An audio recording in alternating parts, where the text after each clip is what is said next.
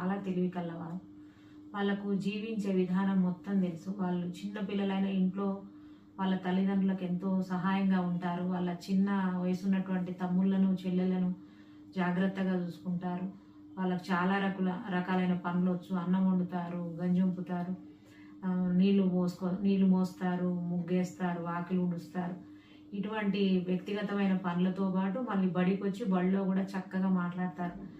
ఆరిందాలాగా పెద్దగా మాట్లాడతారు. అన్నీ తమకు తెలిసినట్లు పెద్దవాళ్ళలాగా మాట్లాడతారు.